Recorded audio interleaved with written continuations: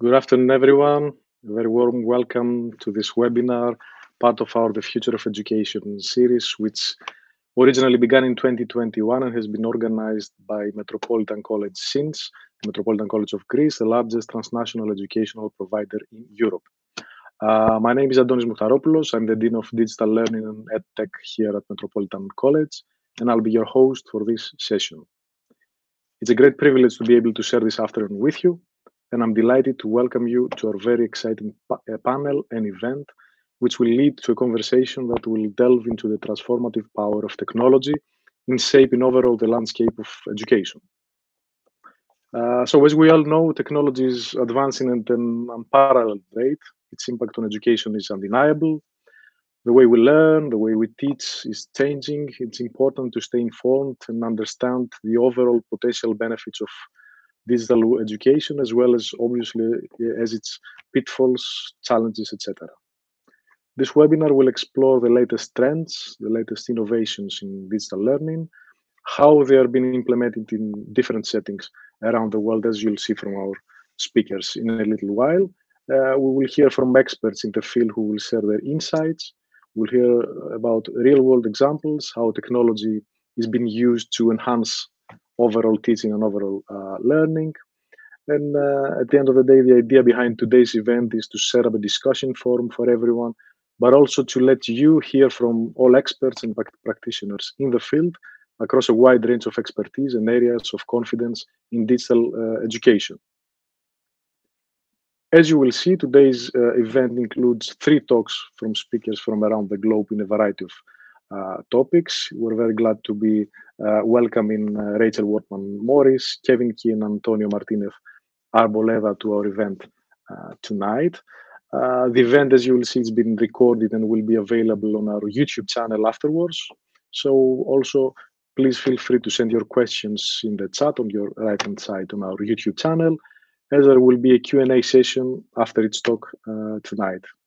So thank you all for joining us today. We look forward to a stimulating discussion on how technology is shaping the overall global landscape of education. And at this point, I would like to give the floor to our Vice Principal of Academic Affairs, Dr. Triάντ Fλουρής, for a short introduction to our event tonight. The word global was a very important word that you used in introducing this session. And I'm so glad you did that, because I am going to just very briefly, because I would like to have the chance for the audience to hear from our experts, from our true experts, let you know what this means to me as far as digital education is concerned. Broadcasting today, not from home, but from another home. I'm in the United States, and I'm in Auburn. I'm in Alabama this morning here. Last year, looking at the chat of this event, I just there were people, joining in and introducing themselves. So it was amazing to see one comment saying "Good afternoon" from Larissa. And right after that, just 2 seconds after that, it was "Good morning" from Boston. So to me, that's amazing. And that really highlights exactly the reason we are here, to talk about the future of education, to talk about digital learning, and to realize that these issues, these topics are global. They're all over the world. We have the same concerns, we have the same plans in regards to how to promote digital learning, because that's the way of the present as well as the way of the future. So that validates our get-together. This view in terms of the global nature of our issues today validates our get-together. I'm here in Alabama for an event or a conference hosted by Auburn University, focusing on aviation. I'm a member of the board of trustees of ABI. ABI is the Aviation Accreditation Board International.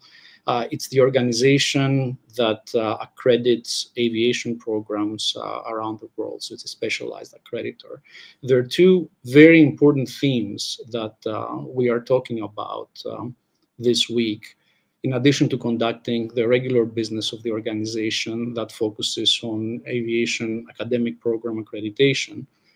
And the themes have to do with the advent of artificial intelligence and how this is actually used both as far as training is concerned, as well as the way that we educate our future pilots, mechanics, and managers in the field. So training, virtual reality, technology is becoming incredibly important, making sure that we have better prepared crew members, mechanics, as well as managers, as I said before too, to deal with the complexities of the global reality. In an industry which is high risk incident, and training and education are very important, recurrent training and education are very important in maintaining the highest levels of safety from a very committed group of individuals all over the world.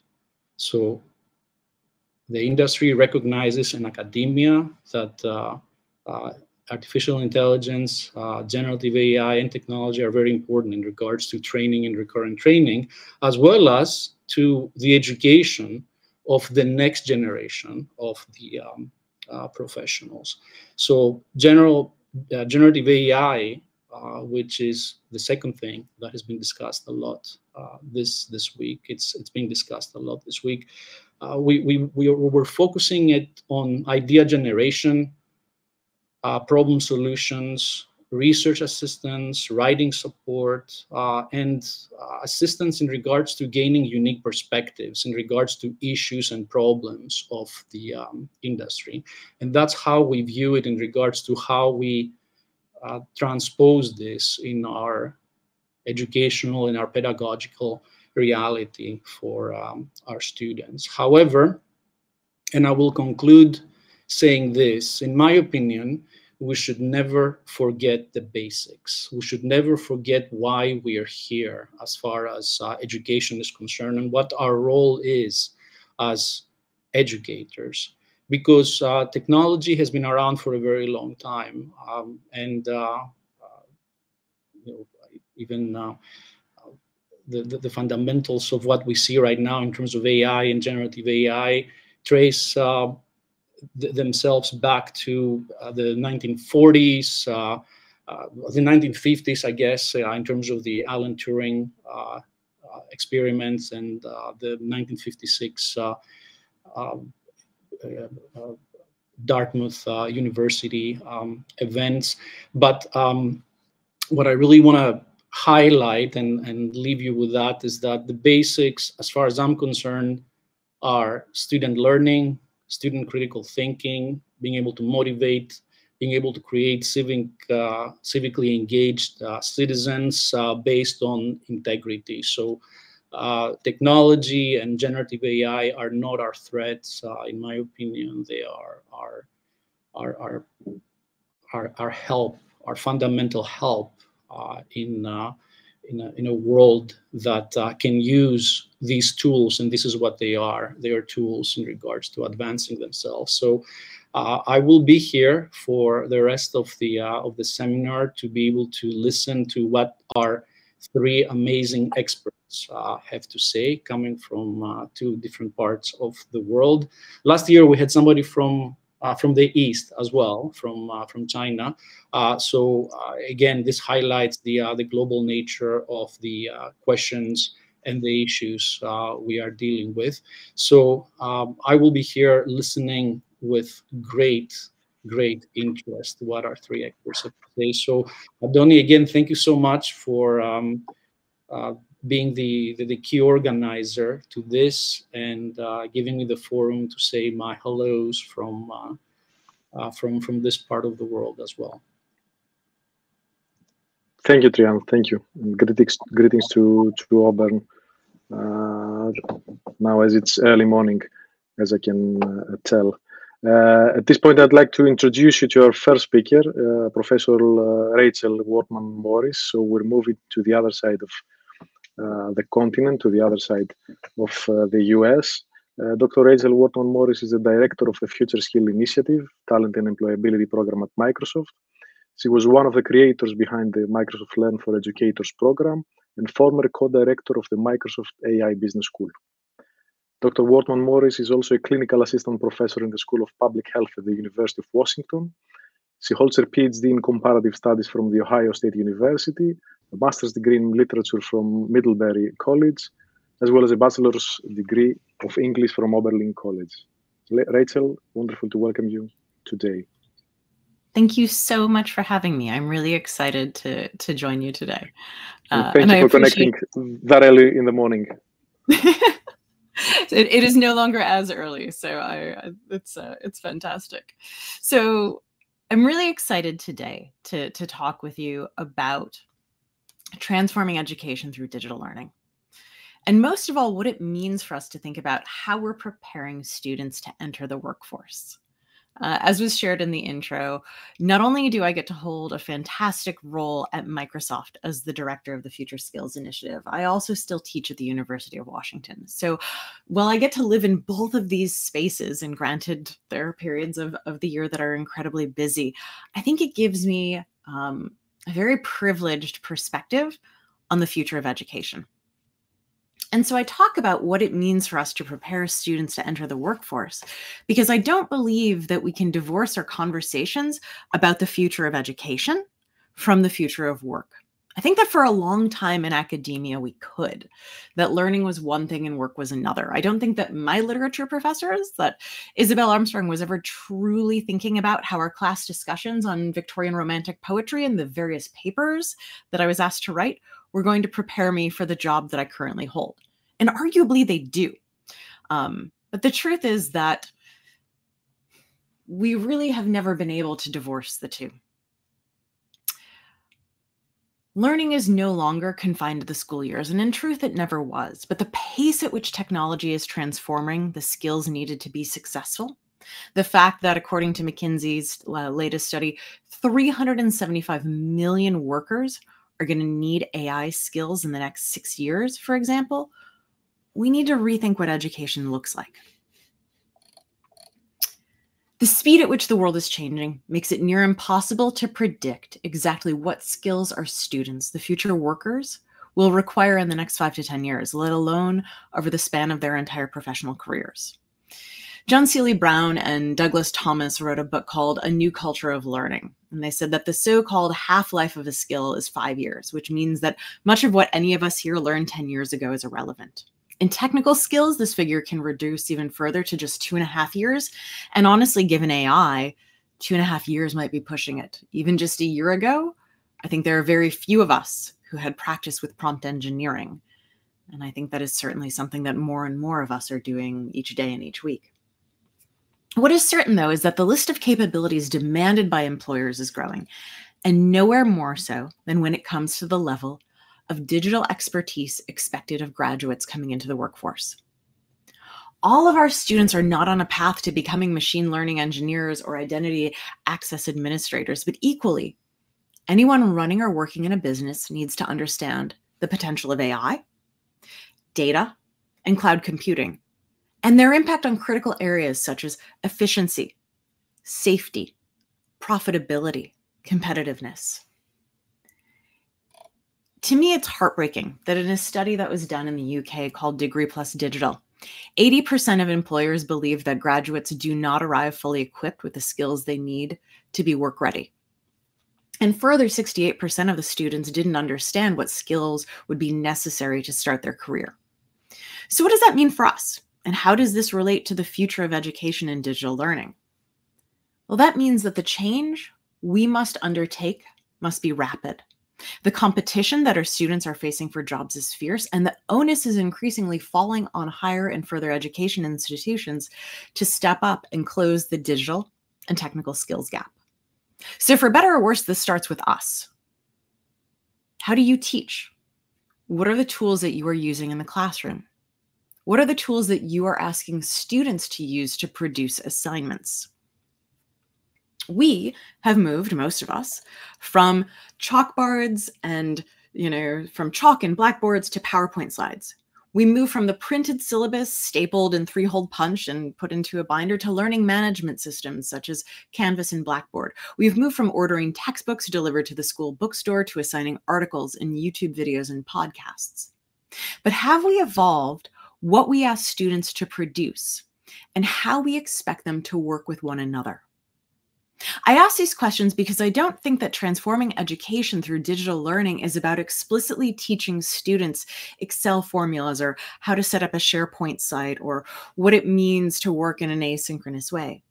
I think it's about ensuring that students have access to the digital technologies and that we begin working with them in these spaces and explicitly ask for work product in different ways than we have in the past. We may assign group assignments, but have we moved to having students set up teams for that group or create different channels for the groups and teams? From there, they can experiment with live collaboration in a Teams meeting, document classification, using AI recaps and meeting summaries, and more. We might ask students to do a SWOT analysis, but do we explicitly ask them to set it up in Whiteboard or Figma so that they are practicing the skills and learning how to perform in a digital tool with live collaboration? We provide students with due dates for assignments, but do we give them access to the tools and make a key part of the assignment, breaking down the work into a project plan and managing it with something like Planner or Trello or Jira? I'm being explicit in the examples I'm choosing here, not just because I work for a tech company, but because in taking a look at the LinkedIn 2024 Most In-Demand Skills report that came out 2 weeks ago, 3 of the top 10 skills happen to be communication, teamwork, and project management. So while those may not seem like digital skills, and explicitly they aren't, in so many cases, they are digitally mediated. I don't think that digital learning means sitting down and explicitly teaching students how to use each and every part of an application. I think it means that it's on us to expose them to new ways of working and ensuring that those ways ladder up to what is needed in the workforce. I'm connecting the future of education to the future of work more explicitly than it might make people comfortable here, but I do so because there are real economic implications for countries. Without digital capabilities, young people won't be able to fulfill the roles employers are recruiting for. And this will, in turn, negatively impact both their own individual future and the long-term competitiveness of a country's economy. So what does it take to transform education? In my opinion, there are 3 parts. First and foremost, it begins with a mindset shift, perhaps even an identity shift. Honing workplace productivity skills should become foundational elements of every further or higher education experience. Second, it's about building relationships. Who is working with you on your curriculum? Are you talking to local businesses and industries? Do you know what types of jobs your students are applying for? Do you know what skills the local employers are needing? I want to be very cautious with what I'm saying here because I don't want to be misconstrued. As a faculty member, I don't believe that it is my role to prepare students for a particular job. I don't see this as cogs and widgets, not at all. I believe that we are responsible for producing students who are both broadly educated and digitally and technically skilled. Third, it's time to move fast, and that means moving in parallel. We need to support students immediately at the same time as we are building capabilities in all faculty. So for students, this means in the immediate supporting them in building digital and technical skills, potentially outside of the classroom. It means provisioning digital modules from Microsoft Learning, LinkedIn Learning, Coursera, and other platforms. It means getting them ready for the workplace with industry-recognized professional certifications that students can undertake in addition to their main degree work. For faculty, there is big work to be done. Let me take AI, for example, as that was certainly what was brought up at the start of this conversation. Right now, according to Chegg, 65% of higher education students would like their curriculum to include AI tools that they're going to use in the workplace. And as of October, according to Inside Higher Ed, 49% of students had adopted AI tools. And when I say adopted, that's defined as daily, weekly, or monthly usage of generative AI products. However, as of October, only 22% of faculty members were using AI tools. Granted, which was up from 9% in the spring of 2023. Of the faculty who've started using AI tools, 70% of those regular AI users said they believe that students will need to know how to use generative AI in a professional setting in order to succeed. We need more faculty exploring Copilot and ChatGPT. We need faculty to think differently about the how of their assignments, not the what. As departments look longer term, new curricular resources from industry need to be integrated into every degree program. Faculty members need to understand what tools are being used in industry. And the entirety of the school needs to be able to look beyond its walls to where they want to see their students in 5 years. And they may need to revamp their processes and timelines for program approval and the creation of new degrees. By working together and combining the power of both industry and academia, I believe that we can equip students today with the digital capabilities they need to thrive in whatever career they choose to pursue, and help them develop the skills to be lifelong learners as industries evolve throughout the entirety of their careers. Thank you. Thank you so much, Rachel. Thank you for sharing these wonderful insights. I've noted a lot of things from what you discussed. From peer learning to active digital learning, and promoting active digital learning skills in students, and obviously connecting employability with students, and promoting the pedagogy versus employability skill. I believe that this is very important when noting, educating students what they need to do instead of what they need to know, and connecting them with the digital skills of the future.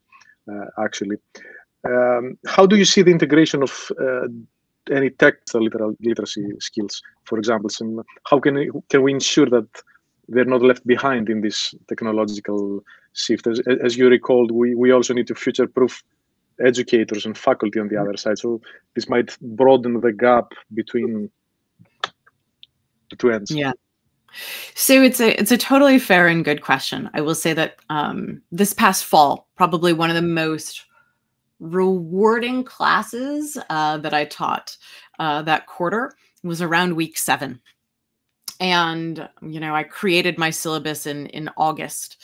And so I knew that I was going to have something on AI, at some point, and so I had this week 7 left blank, because between August and November, I didn't really know what was going to happen. Things were moving so fast. And so what happened at the time was I had made some assumptions, and I had not seen, the statistics at that point.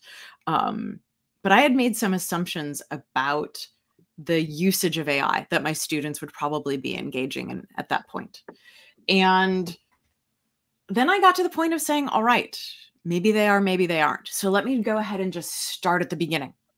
And we spent an entire 3 hours. I constructed an assignment that we did together in class based upon something I had done actually at the Microsoft Garage. And what we did was we spent 3 hours working through activities. I gave them sample prompts. We created, if you will, this entire sort of fantasy, vacation destination type of world. And what that meant was I took the assumption that even if my students had experience with it, they hadn't necessarily learned all that they could about AI. I haven't learned all that there is to learn about generative AI at this point. And so it was 3 hours of us together working and experimenting. And so for me, it went ahead and said, it doesn't matter if I am assuming knowledge or no knowledge at this point. Let's go ahead and do something that is completely imaginative and creative together.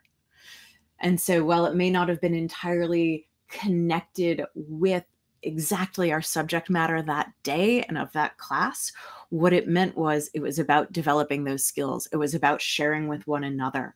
And so That's why I talk about what happens in the classroom and outside of the classroom. Because I think, again, we need to think about how the entirety of the campus can go ahead and educate students. And so I would say we should not make assumptions about the level of knowledge that our students have. And even if we are going back to basics on something, that is okay, because there is a lot to be gained from being in that space, especially because there is no linear learning when it comes to so much of this. True, true. And on the other end, we need to obviously make sure that HE or K-12 educators are future-proof by perhaps embedding AI curriculum in the assessment briefs or in the early development of students from year 1 to postgraduate level. Would that be a potential of the future? Absolutely. AI is here to stay. And so it is very much about what does it look like for rubrics to involve AI? What does it mean for us to be really clear about what our expectations are about how it is being used? And I think for all faculty members, for all educators at all levels, there is going to be a responsibility on the schools and on us to really step up professional development. I think, just as we talk about the necessity for everyone to be lifelong learners, that is especially important for all faculty members. And I think that our institutions really need to prioritize making the space and the funds available for that. And does that mean that any AI technologies or any other technologies will be leveraged to personalized learning experience, so as to create personalized learning pathways for students, and so as to provide targeted upskilling opportunities for individuals in a variety of industries afterwards, so as to connect industry and education? Yeah. So I think that personalized learning absolutely has a place. I think that it is very tough. And here I'm actually thinking sort of about, the K through 12 space. I would say there, I think that, there is definitely, what are you doing in core for the entirety of the student body? What are you doing that is personalized to individuals? But I think we also have to consider what the group experience needs to be. Personalized learning, while I think it is incredibly valuable, also has the downside of isolation. And I think that there is incredible power in the exchange of ideas and the sharing between students. And so I think that we have to take a very delicate balance when it comes to what that looks like. Wonderful, wonderful. Thank you so much, Rachel. Thank you again for both an inspiring presentation and for elaborating more on your thoughts and research. It was wonderful to have you and host you. Thank you so much for having me today. Wonderful. Take care. Greetings to Seattle. Thank you. So at this point, I'd like to introduce you to our second speaker for today, as we'll be connecting with the other side of the continent. Again, we'll be connecting with Ontario, Canada. We'll be connecting with Kevin Key. Let me please give you a brief overview of his bio. Professor Kevin Key is the Dean of the Faculty of Arts, Professor at the University of Ottawa, Senior Advisor in Digital Strategy and Learning Innovation to the President. Kevin started his academic career at McGill University, where he served as an assistant professor, director of undergraduate studies, and amongst many positions, Kevin was also previously project director and director at the National Film Board of Canada. Kevin, how are you doing today? Great, good to see you. Good to see you as well. An honor to welcome you today in our event, and thank you so much for being here today. Well, thank you. Thank you for including me. I really appreciated the previous speaker too, because I think it's a perfect segue to what I'm going to speak about. And what I'm going to talk to is what a digital transformation process looks like at one institution. So as Antonis was saying, I was Dean and MDean of the Faculty of Arts at the University of Ottawa, but about a year ago, the president asked me to move into his office and to help accelerate our digital transformation at the University of Ottawa. And that's what I'm going to speak to. So as I said, I began this work about a year ago. And I'm going to speak initially to the vision component and then some of the changes that we're making on campus in support of our professors to help us realize this digital transformation. And for any of us on a campus, we need to begin with the goals. And so for us, the goals as we look to 2030 is to make our university a leader in delivering digital learning on campus and around the world. And what does that look like? Well, delivering cutting-edge teaching to attract the best students, giving students who can't move to Ottawa the chance to study with us, accelerating our university's momentum. The University of Ottawa has been on a rocket trajectory up the rankings and in terms of its research impact, we want to add to that. And then, of course, ultimately benefiting Canada and the world.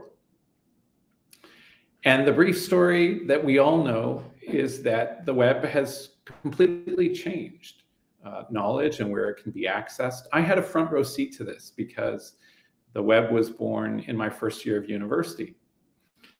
And I had chosen my university because I fell in love with the library. But as I was watching all of this change, I realized, well, as beautiful a space as it is, I don't need that library anymore. This is Cambridge University, the old library at St. John's College. And the first academic press was created in 1534, Cambridge University Press. And from 1534 until 1989, my first year of university, universities worked in a certain manner. And then, of course, the web changed that. And the fundamental question for all of us has been, well, how do we take advantage of this opportunity?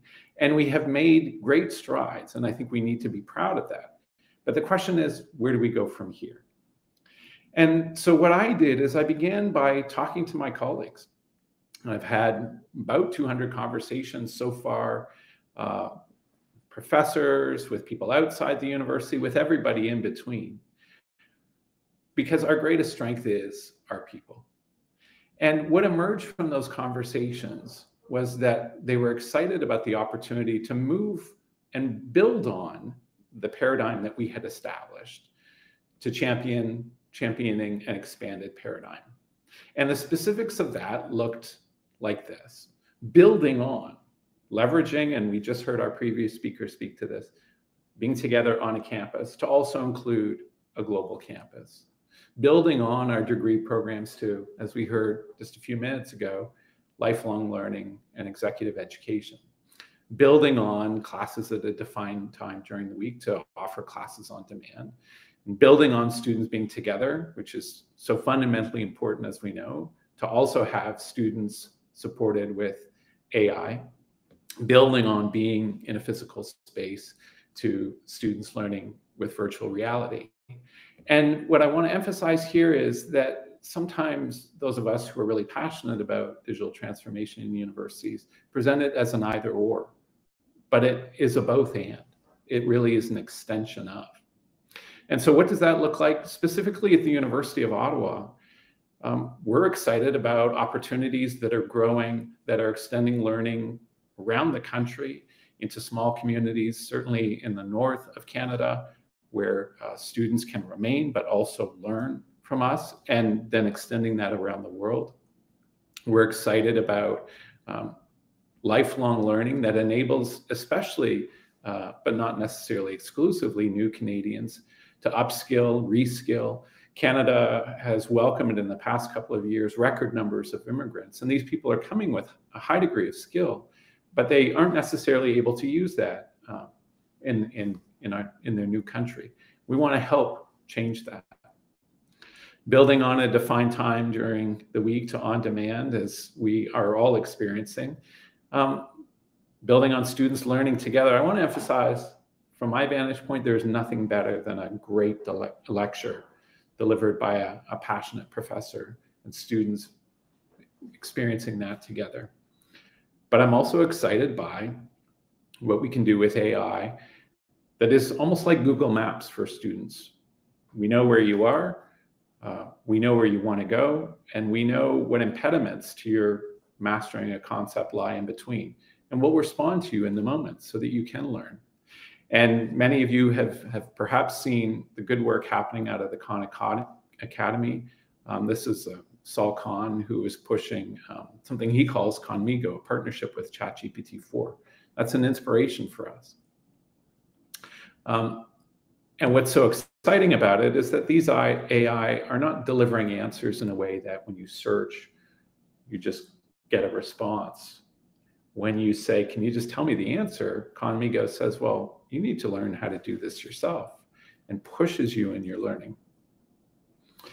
And then I'm going to finish this small component by talking about moving on from the lecture hall to the digital environments.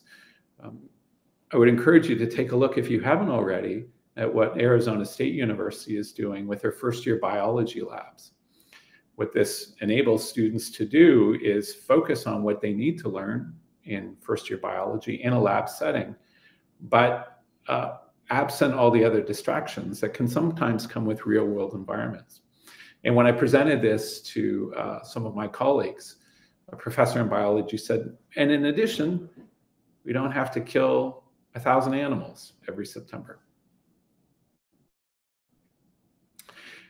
So if that's the vision, what does it look like when we apply it? And I've been thinking a little bit about what the value add of my particular university as we undergo our digital transformation. And I encourage all of you to be thinking about what's the specific value add you can make. And I just want to speak for a moment about the University of Ottawa. We are the largest English-French bilingual university in the world.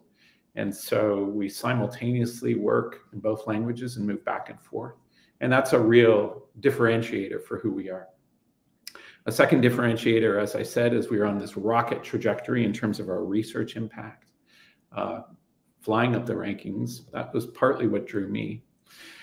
And then an added differentiator, distinguishing feature, let's call it, is as we're leaning into our digital transformation, co-creating, putting students at the center of our course design and learning support, including in lifelong learning contexts.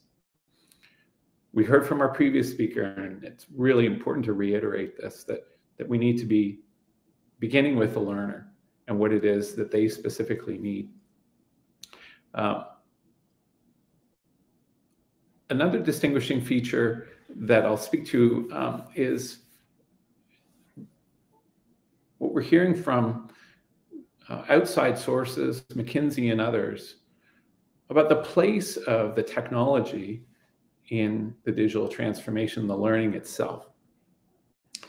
So I would encourage you to take a look. This study came out in June of 2023 from McKinsey. It's called, What Do Higher Education Students Want from Online Learning? And what I found quite compelling about this is that, of course, they want functional technology if you look specifically at around 5 and 6. But more what they want, and again, we heard this from our first speaker, is a sense of community and support. And so as we're doing our digital transformation here, we're placing a heavy emphasis on how we might support students who are learning with technology and the kinds of supports that they might need that look quite different from what they would have were they on campus. Another distinguishing feature that I want to speak to, and I'm going to be ending with this, is the strength of our professors. What makes universities so special is that they draw together people who have committed their lives to learning and sharing knowledge about and generating new knowledge about domains. And perhaps the most important thing that we have done on our campus as we're moving through this process is empower our professors. We launched, I called it the Learning Futures Fund. It was a competition on campus. Just so you understand, this is coming out of COVID. We launched it in the summer. We expected about 30 applications total. We got 90 applications, people asking for funding for different projects. And these are the winners of the Learning Futures Fund.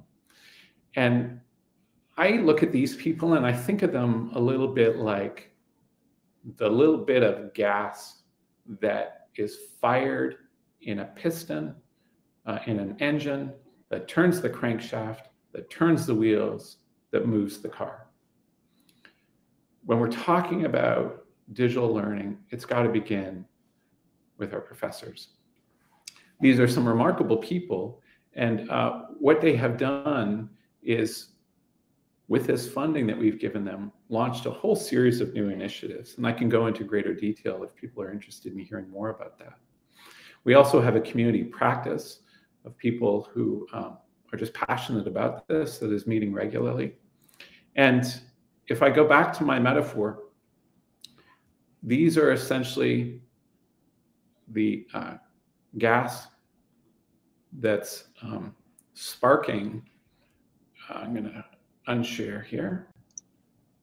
Am I unshared? Okay, good. I'm yes, back. Yeah. These are the gas that's in the piston that, with a spark, is moving the engine, turning the crankshaft and moving the wheels of the car and pushing our university forward. So as you are thinking about what it is that you might be doing on your campuses, I would just really encourage you to focus on how you can empower your professors, because they are passionate about this. They are driving this at our campus. And what my job is essentially to support them as we together move forward. Thank you so much, Kevin. And I can recall from a previous discussion we did have some months ago, you were discussing about the Learning Futures Fund and about how does this contribute to the overall professional development of educators. And I recall you discussing fostering digital literacy, any pedagogical innovation or leadership skills. Is that the way forward on how we can future-proof again educators and changing the overall role of the educator? Yeah, I think we need these proofs of concept. And some of them are changing the way that students are learning. And some of them are changing the way that professors do the work of teaching, which obviously has an effect on students. I'll give you just one example. So one of those small squares was Professor Yonggi Mao. And I was so compelled by his project. Basically, he said, as a professor of computing science who is teaching coding, typically the way that we have taught coding is that we give a student assignment. The student does the assignment. It comes back because, of course, it's a large class.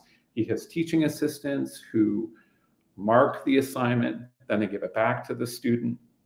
And then the student sees, well, here are the errors that I made. And his Learning Futures Fund application said, you know, this just doesn't really make sense.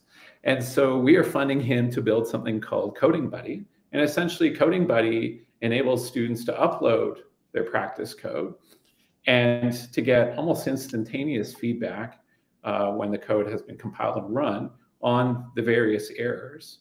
And then the student, in a recursive manner, reworks the code, makes the changes as appropriate, and then resubmits, and again, gets feedback. And so there's this recursive process of learning, which we all know is the best way to learn. Immediate feedback that enables the students to, over several tries at this, perfect their code. And then what it also does is it frees up the teaching assistants, who are typically graduate students at the University of Ottawa. All of a sudden, they can go from just mass marking lots and lots of code and circling errors to targeting their attention to specific students and specific needs, and perhaps creating new projects, a little bit like we heard from our first speaker, that accelerates their learning. So, you know, in this way, the students will have a very different experience because their professor has thought about how to use AI and other technologies in new ways. Yeah, and scaffolding learning is what works best, as research shows, obviously. Since you mentioned that, how can universities develop any AI literacies or digital technology literacies in both students and staff so as to benefit both the academic integrity, the academic practice, and develop transferable skills from what you discussed? Would that be an important point forward?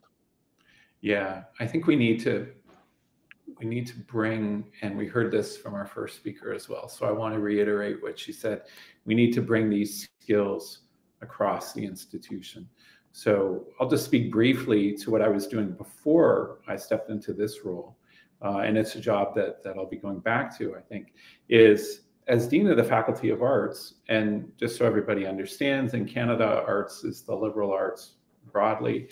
So I have geography in there and linguistics, as well as history and philosophy and music and everything else. So it's a big faculty and wonderful, diverse place. But one of the changes that I made as Dean was to partner with the Faculty of Engineering, to partner with the Faculty of Management, so that our students were able to take courses and develop digital competencies, entrepreneurial competencies, notwithstanding that they weren't engineering students. I think what happens in universities is we find ourselves in these domains of knowledge and these departmental and faculty silos, and then students aren't able to get, for instance, some of this digital literacy that we know they need if they're going to succeed after they graduate. So that's just one of several examples where we're trying to build bridges and effectively have that allows our students to move across the institution. Of course, depending on the size of the institution, these kinds of courses and these skills can be acquired. It's a matter of getting students to them. And how difficult was it from a managerial perspective to scale innovative educational practices developed within the Learning Futures Fund to a broader institutional level? Any challenges, opportunities to share? It's the best kind of problem. As I said, what our problem was it turned out that we couldn't meet the demand. And so the community of practice in some cases is people who are really keen to move forward. And part of what we're looking at is alternative sources of funding.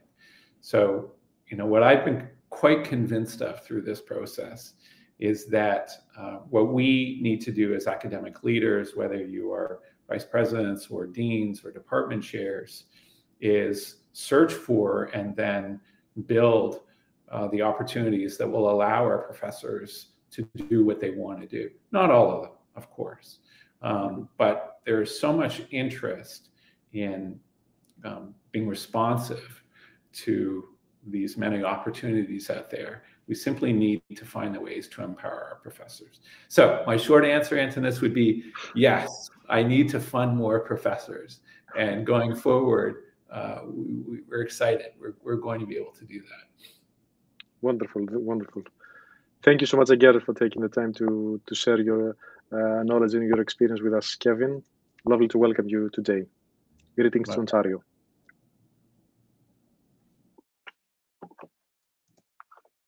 So, at this point, let us please connect with the European side of the world, with the north of England, in Leeds, West Yorkshire, where our next speaker is based on. Antonio Martinez-Arboleda is a professor of open and digital education at the University of Leeds, an academic lead for open educational practice at the University of Leeds as well. Also, the university's academic league for open educational practice, working with the university's libraries, and senior lead for the Knowledge Equity Network, KEN, which is a global initiative for open education research. Antonio's teaching portfolio in his school and across the University of Leeds is quite varied, as I can recall and I can remember. Antonio is also a poet, a cultural activist. He directs the international website on translation La Cratera de Artemis. I hope I've pronounced that correctly, Antonio. Practice makes perfect. And runs digital and hybrid poetry events, including Transforming with Poetry Leeds. How are you, Antonio? I am very well, Antonis. Thank you very much for the kind invitation. Thank you to you and thank you to Metropolitan College. Can you hear me well? Perfectly. Thank you. The floor is yours. Fantastic. I'd like to share the screen, if I may. Thank you very much. So, yes, thank you to all the audience for being there as well. I have been working in the last year and a half or so on a number of projects and scholarly contributions on artificial intelligence, My university, the University of Leeds, has a vibrant community of educators who are committed to offering our students the very best education, and many of my colleagues are engaging actively with artificial intelligence and the institution as well, and we are very proud of it. And about myself, a little bit, I'm almost a compulsive user of artificial intelligence. I'm fascinated by its affordances, and for instance, I've used artificial intelligence for this presentation today, as you will see. But also, I'm slightly worried about the future of higher education. Not pessimistic, but I'm not openly optimistic either. Perhaps a bit cautious. I don't know if you remember, Antonis, my previous contribution to this series or similar series before, between technophobia and techno-euphoria, finding the radical middle way in higher education. So I thought I would continue a little bit in that line, yeah. And I thought it would be useful actually to share some of my thinking about the future of education, in particular higher education, by considering artificial intelligence from a knowledge equity perspective. So today, when I talk about artificial intelligence, I will be referring primarily to large language models, the type of models that support things like ChatGPT or DALE or BARD from Google, which is also based on a large language module. These are tools that generate content, but also let's not forget that large language models support very specialized tools for all types of tasks that produce knowledge or contribute to knowledge production. So there is much more to large language models than ChatGPT or DALE or BARD. Before I start properly, I wanted to share 5 readings, at least to show them. These are readings that have inspired me, readings that I recommend, but also a couple of them in which I am one of the authors. As you can see in the titles of the work that I'm sharing, I hope you can read it well. I believe strongly that in order to understand the challenges and the future of higher education, we need to think about the political economy of higher education and the political economy of artificial intelligence. And what do we mean by political economy? Well, broadly speaking, the complex set of relationships, often relationships of power, between the different stakeholders, different participants in one aspect of social or economic life. So in the case of artificial intelligence, we refer to the relationships between the providers of artificial intelligence, including the whole chain of production behind artificial intelligence, and the users, including obviously higher education institutions, students, etc., and also the governments as regulators. And in the case of higher education, when we talk about political economy, we're looking at the relationships between institutions, governments, funders, students, providers of services, staff, and we look at how these relationships respond to values and societal objectives, and how those relationships contribute to a certain social outcome.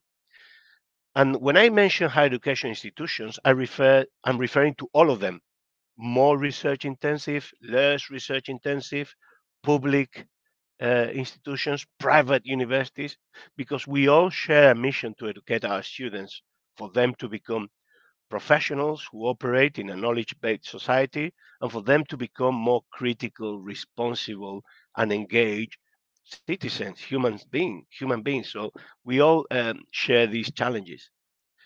And when I talk about artificial intelligence, I don't mean just those tools that one decides to consult. I go to a web page and put OpenAI, ChatGPT. No. Artificial intelligence will be embedded, incorporated, it's being embedded, and it will be even much more incorporated in one way or another in all the tools that help us to produce knowledge, that help us to produce content. The They will be part of everything that we do, everything that we write, everything that we read, things that we communicate, without us having to invoke it. Artificial intelligence will be there by default in many of the tools that we use. Okay, so I'm going to start the presentation. I hope you appreciate the literary nature of it, thought-provoking, hopefully, experimental, relatively artistic. Let's talk first of all about a dystopian future. In this dystopian future, higher education struggles to adapt to the rapid advancements and proliferation of artificial intelligence technologies. Institutions remain largely passive consumers of artificial intelligence products, developed and controlled by a small number of powerful tech companies. The big digital artificial intelligence companies have amassed such an amount of resources, billions and trillions of dollars, that it's very difficult for smaller enterprises and for non-profit sector and for universities to compete with them or interact with them. Their power over consumers is almost monopolistic. So, in this dystopian future, universities become increasingly dependent on proprietary artificial intelligence tools for both administrative functions and educational content delivery, limiting their control over educational processes and content. In this dystopian, remember there are many people talking about these things, yeah? In this dystopian future, the gap between well-funded elite institutions and under-resourced colleges widens. Access to cutting-edge artificial intelligence tools and resources becomes another vector of inequality. The existing national and global disparities in the quality of education are exacerbated. In this dystopian future, education increasingly mirrors a transactional model where students are seen more as customers of digital services rather than learners. The commercial interest of artificial intelligence providers influence the direction and the priorities of educational content and educational activities because the focus is on profitability over educational value. And the academics become just trainers, yeah, of students with artificial intelligence tools. Yeah, the academic freedom of educators is constrained by the limitations and biases built into proprietary artificial intelligence systems. Research agendas are influenced by the availability of certain artificial intelligence tools, and academic inquiry is narrowed, is skewed towards areas that are favored by tech companies. The use of artificial intelligence in education raises significant concerns about data privacy, surveillance, and ethical use. Institutions are struggling to safeguard the rights and interests of students and staff. And now, let us present a much more hopeful scenario, a scenario where higher education institutions, educators, and artificial intelligence providers form equitable global partnerships. These collaborations are driven by a shared commitment to the advancement of humanity, prioritizing the common good over commercial interests. Prioritizing the common good. What a beautiful expression. So in this future of hope, partnerships and consortia among institutions ensure that artificial intelligence tools and resources are shared equitably, enabling all the students, regardless of the institution's wealth, regardless of where they're based in the world, to benefit from artificial intelligence enhanced learning. In our wonderful future of hope, the curricula, the curricula are redesigned to include critical artificial intelligence literacy, preparing students not only to use artificial intelligence tools ethically and effectively, but also to understand their social impact. Educators are empowered to create and adapt artificial intelligence tools for their pedagogical needs. In our future of hope, the development of open source artificial intelligence tools and transparent artificial intelligence research fosters an ecosystem where innovation flourishes. Universities contribute to and benefit from communal artificial intelligence advancements, reducing dependency on proprietary systems. Artificial intelligence development and deployment in education is guided by democratic principles, with decisions made through inclusive, participatory process that involve a broad range of stakeholders, including students, AI providers, institutions, government, etc. And finally, the collaboration between universities, governments, and artificial intelligence enterprise is oriented towards addressing global challenges. Artificial intelligence and education are aligned with goals such as sustainability, equity, and social justice, leveraging the potential of artificial intelligence to contribute positively to society. But of course, this better future, which may sound a bit utopian, how can we reach that new future? Is there a new way of things? What can we do? What can we do in order to build not necessarily a utopian future, simply a brighter future for artificial intelligence, a brighter future? And I'm going to share some reflections about what we need to do as a sector overall in higher education, and what we need to do also as individuals. First of all, let's look at higher education institutions. Higher education institutions, universities, colleges, need to foster collaboration over competition by establishing interinstitutional partnerships for artificial intelligence research and development. This collaboration can extend to sharing data, sharing resources, and sharing expertise to develop artificial intelligence tools that are tailored to educational needs. Universities cannot be a relevant player in artificial intelligence. They will just be consumers if they do not seek economies of scale. Size matters. Achieving economies of scale can be facilitated through collective bargaining, joint procurement of artificial intelligence technologies, shared infrastructure globally in mass for artificial intelligence research. Consortiums and alliances can enable all sorts of institutions, public, private, big, small, to access cutting-edge artificial intelligence resources. Institutions, of course, may need to revisit their own governance structures and their policies to facilitate this type of radical collaboration, but also to encourage innovation, to protect intellectual property, and to ensure ethical use of artificial intelligence. This includes developing frameworks for responsible use of artificial intelligence in research and teaching. Developing artificial intelligence literacy amongst educators and students is crucial. This involves two things.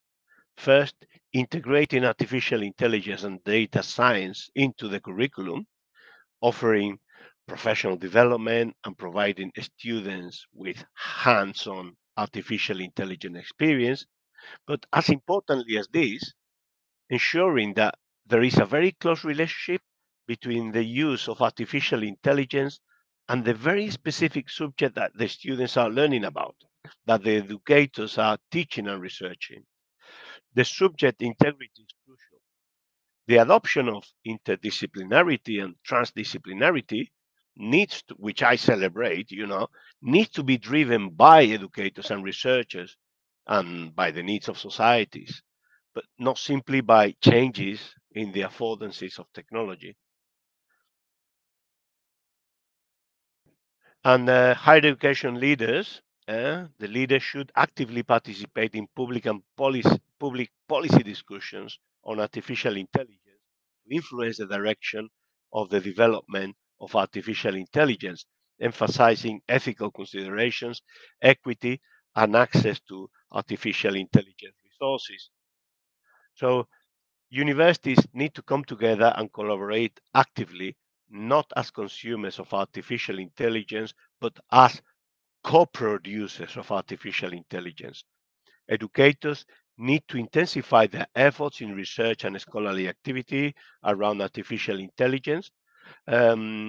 Each one of us, from our profession, from our specialism, need to connect with artificial intelligence research and look at the actual needs of other researchers, other educators, and the professions. We are the subject specialist. We hold the key for individual subjects.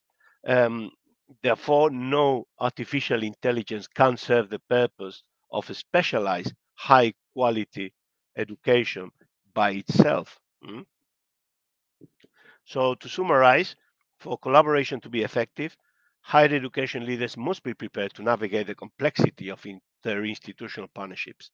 This includes willingness to share resources, transparency in collaboration outcomes, and mechanisms to resolve conflicts. Leadership development programs should focus on collaborative skills and the strategic importance of artificial intelligence in academia can prepare current and future leaders for these challenges. We need to transform our culture from one of competition to one of collaboration. We need to facilitate dialogue, establishing shared goals and creating incentives for collaborative projects. And what is the role of us, the individual educators?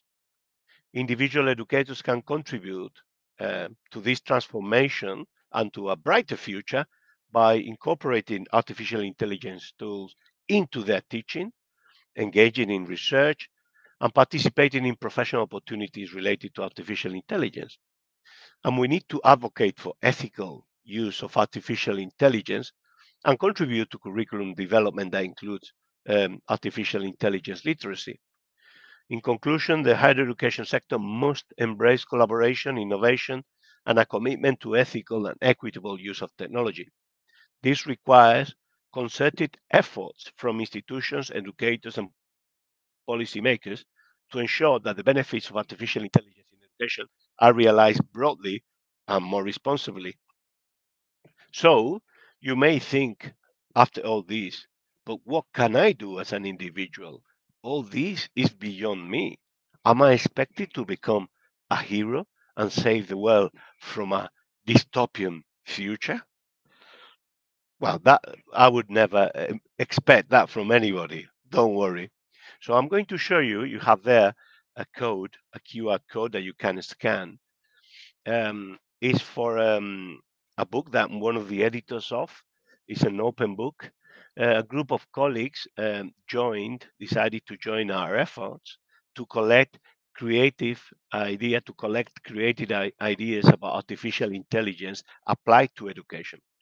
We believe that educators need to have a voice and participate actively in all these developments. And one of the best ways to achieve this is to appeal to their creativity. So the book, as you can see, is an example of openness. It's an open education resource as well. It's being crowdsourced. And we have another collection coming on soon. The ultimate goal here is to ensure that we, as educators, become an active part on these conversations about artificial intelligence. If we want artificial intelligence to grow into a catalyst for quality and equity in education, then we need to ensure that educators are actively engaged. As one of my colleagues said recently, we cannot uninvent artificial intelligence.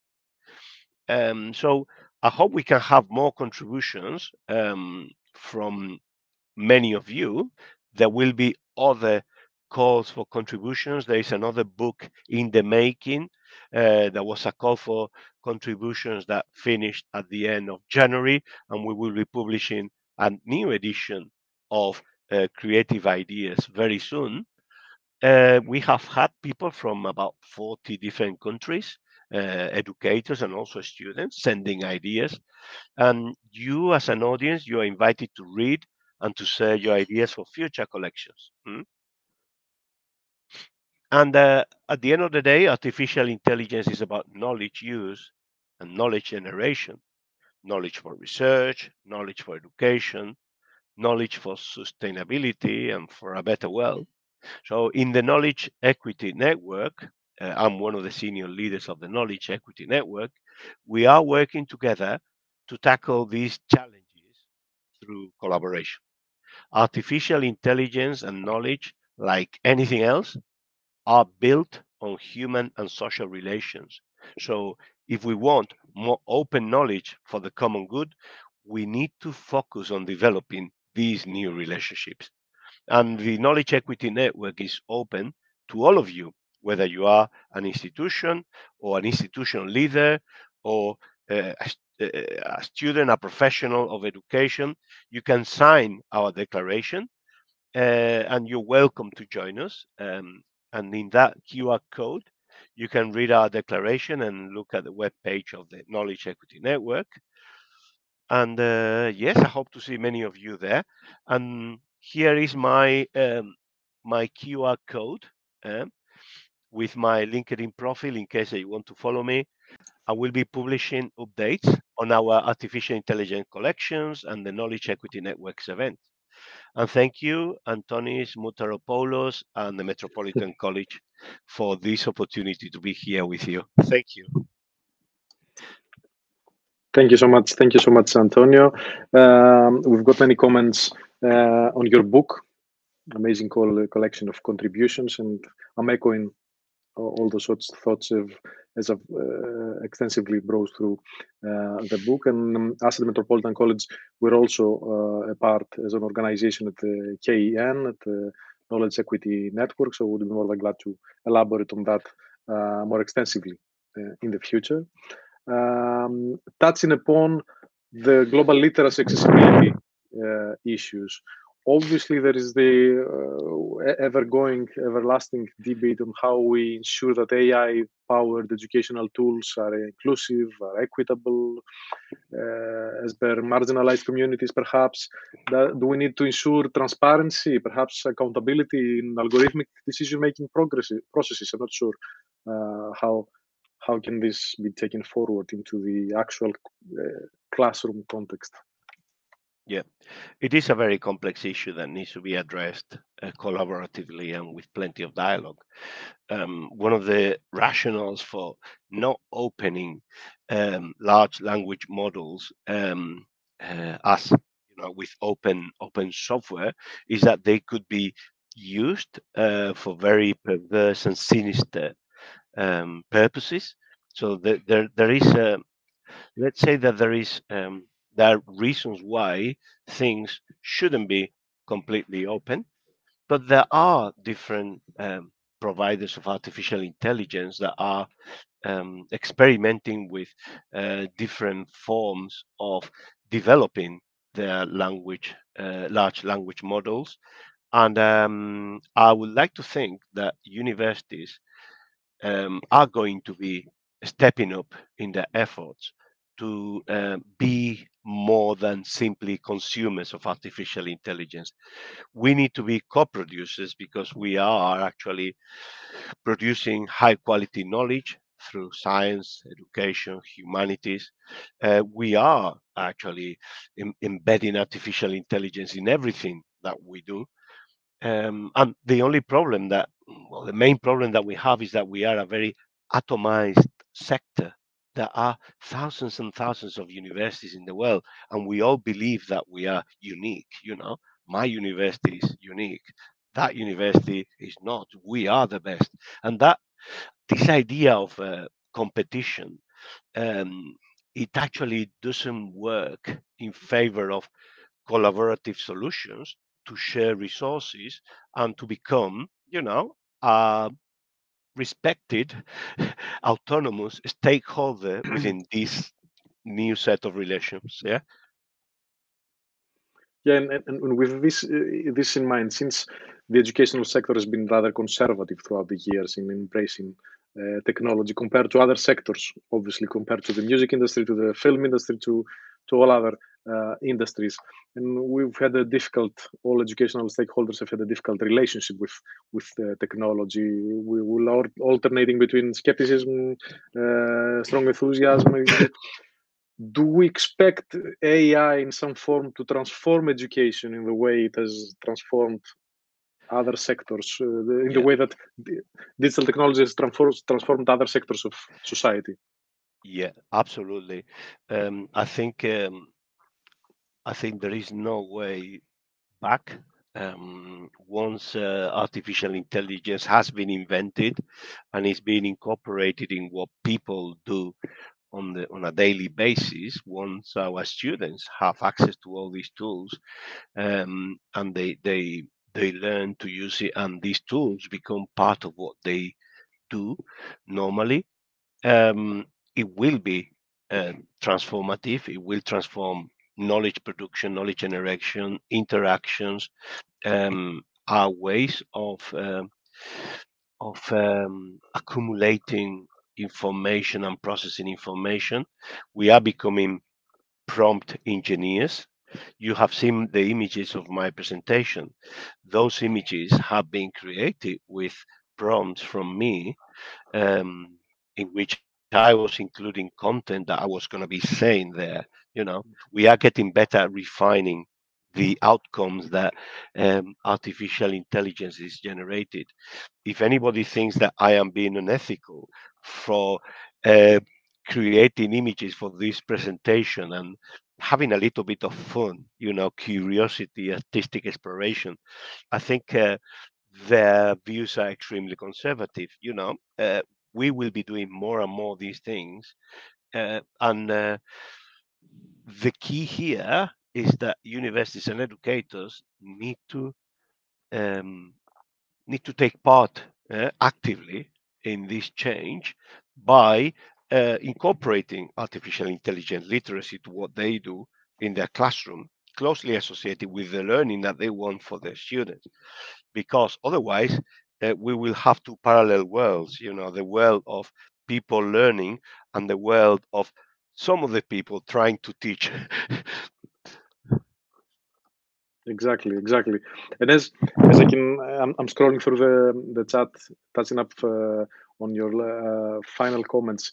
What do you think is the contribution of AI to critical thinking as regards to students? I assume. Wow, yeah, critical thinking. Artificial intelligence, in theory, doesn't think. Artificial intelligence, in theory, does not have the ability to judge, let's say, state moral judgments. But whatever artificial intelligence produces has a value and is a reflection of what prompts we generate and what materials have been used for the training. So it is a different relationship between sets of knowledge. The artificial intelligence, aims to produce content, but it doesn't operate like we do. Can artificial intelligence have critical thinking?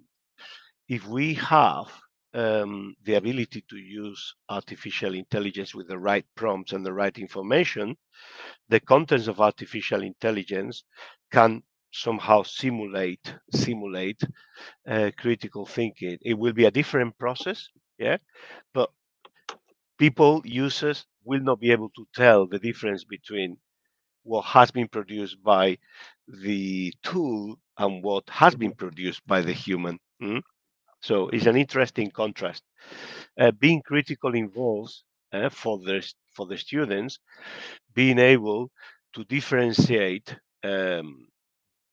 the products of a certain conversation from the products of a different conversation, being able to analyze the value of what is being produced by the tool, being able to choose the right tool. So yeah, we are developing critical literacy of artificial intelligence. Even if we don't teach it, as users learn, they develop that critical literacy. Wonderful, wonderful. Lovely to welcome you tonight, Antonio. Thank you so much for your time. Thank you, Antonius, and thank you, everybody there. See you soon. See you soon. Yeah, see you soon. You too. So as we're closing today's webinar, and we hope that you have found all the presentations and discussions valuable. We hope you have found the presentations thought-provoking. Thank you all for joining us today for this engaging webinar on the future of education, as we encourage you to continue the conversation and share any thoughts you might have and ideas with us. Once again, thank you for joining us today, and we hope to meet you in one of our The Future of Education upcoming events. Have a good night.